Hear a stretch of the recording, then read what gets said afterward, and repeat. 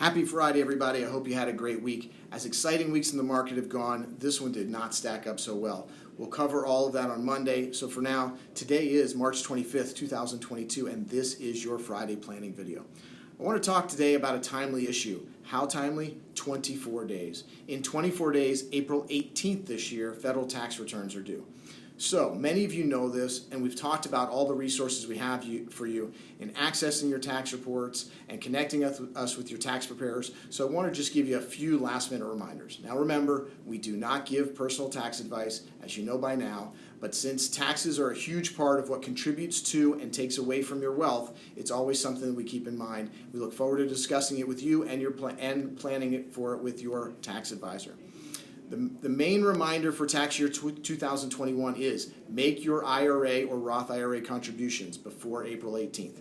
As for our offices, please make every effort to be in touch with us before April 14th. Just to note, the calendar is interesting this year. April 15th is Good Friday, and the offices are closed. Of course, April 16th and 17th are the weekend. April 18th is going to be a hard day to get these things done, so please try to be in touch with us before then.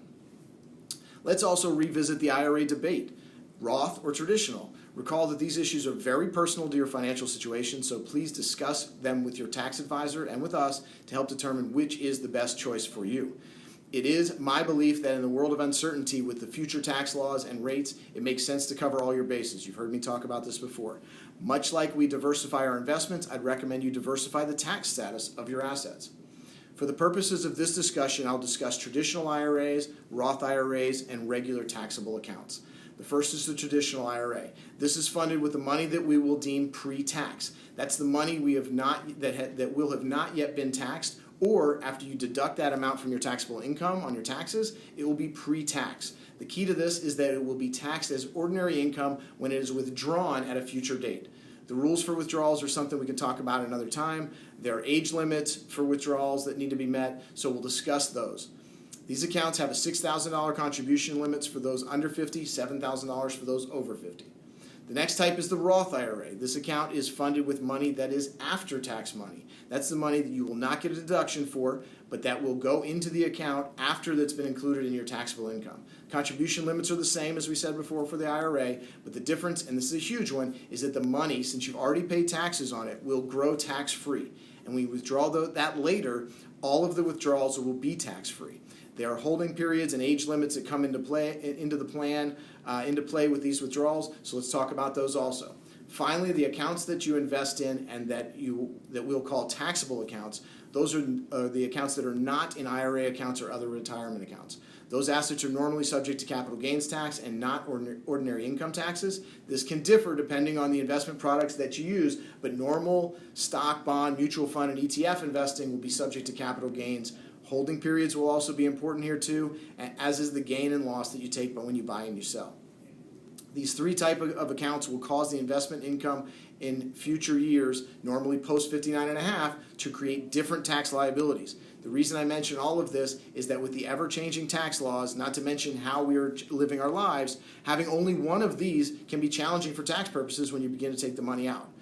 What kind of things are we talking about? The following are just a few of the flags that I'll talk about that we should bring to our attention, we should talk about in our planning. So, do circumstances either in or beyond your control, are they going to make it that your income in the next year or in future years will be significantly higher than they are this year? What about lower?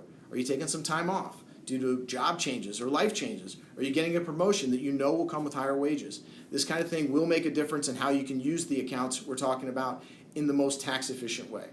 What about early retirement? Most of us think about this, but is it really in the cards for you? If so, be careful with having all of your assets in your retirement accounts, because if you do, it may seem like this is the most tax-efficient way to do this now, but if you only have retirement accounts and you want to retire before age 59.5, you will have to do some fancy footwork to avoid penalties for early withdrawals. So please, let's talk about that. This can be generalized that your income and the expenses in coming years will make a difference to the planning we do for your future retirement income and how you take it and where you take it from. As we come down to almost 3 weeks before taxes are due, please be in touch. If you don't know if you've made your IRA contribution for 2021, between January 1st and April 18th of this year, you can also make your 2022 contribution. As you can tell, there are a lot of different ways to save for retirement. They often will differ in how the withdrawals will be taxed in the future. There are other differences in required minimum distribution and long-term planning with the retirement accounts. What we want to do is work with you and work with your tax advisor to get the best tax situation possible for you and your long-term financial plan.